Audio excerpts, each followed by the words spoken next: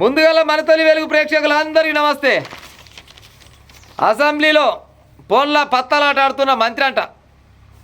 మంచి పనిగల్లోడు కాదు దా, ఎంత పనిగల్లోడు అంటావు, ఎంత ముద్దుగున్నాడు చూడు. మన బొబ్బడ ముక్కేసుకొని చూడు రాయా జరా, దూడ పెదవులు ఉన్నట్టు ఉన్నాయి ఎవరు ముసలాడ నీయే.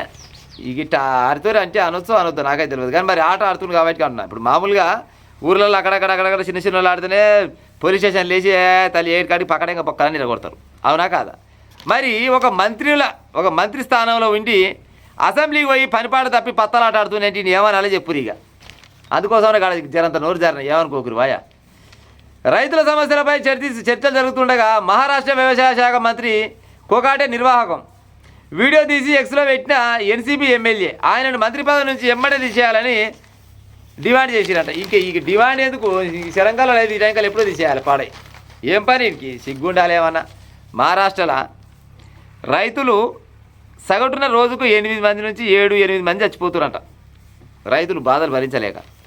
గాల పైన చర్చలు జరుగుతుంటే సిగ్గుండాలి జరనన్న మంత్రి అయ్యి ఉండి పోయి ఆ సమస్య పరిష్కరించాలని ఆయన అంటే మంచిగా ఫోన్ ఆన్ చేసుకొని మంచిగా పత్తాలాట పెట్టి గేమ్ ఆడుతున్నట్ట. మరి ఎన్ని పైసలు దొబ్బిండో పాడైపోయింది, దొబ్బిండో పొడగొట్టినా ఆయన దొబ్బుతాడు, ఎన్ని పొడగొట్టిండో.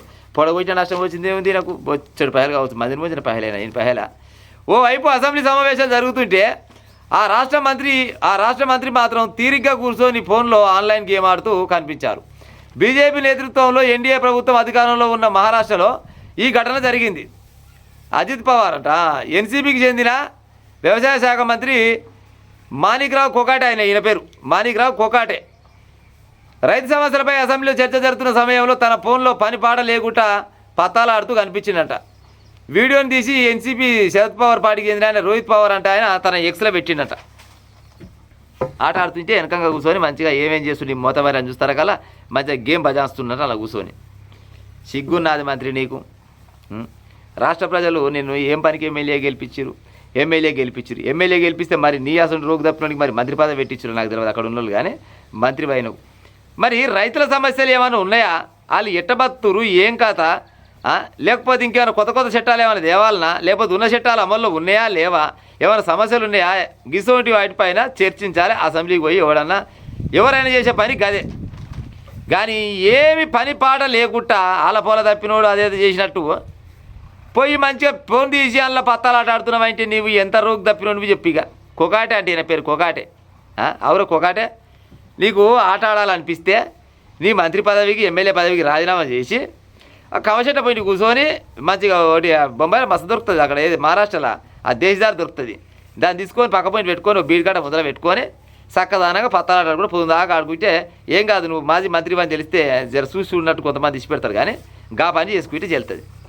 నువ్వు జర్రనన్న సిగ్గు శరం అనేది ఏది లేకుండా పోయి అసెంబ్లీలో కూర్చొని పత్తాలాట ఆడుకుంటూ టైంపాస్ చేస్తున్నావంటే గిందుకోసమే గెలిపించరా నేను ప్రజలు, గిందుకోసమే గెలిపించవచ్చునా?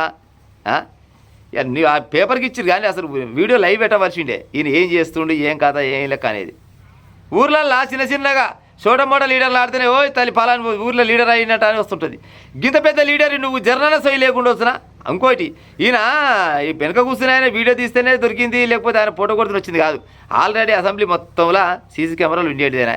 ఒకసారి కాకుంటే ఒకసారి అన్న మరి ఆ సీసీ కెమెరాలో పడుతుంది, మన నా ఇజ్జత్ పోద్ది అనేది. కనీసం జర్ర సిగ్గుశరం అన్న లేకుండా వస్తున్నా ఈ మనిషికి. చూస్తే పెద్ద మనిషి కావచ్చు, దగ్గర 70-80 ఏళ్ళకు ఉన్నట్టుండు, పత్తలాడుకుంటూ అవపడుతుండు. గిసవంటి మంత్రులు గిసవంటి ఎమ్మెల్యేలు తెలబడ్డారు. ప్రజలారా ఇగో గిసవంటి ఆట ఆడుతుంది. మరి ఏమన్నా జర మీ కామెంట్ రూపకంగా చెప్పురా ఉంటా మరిగా.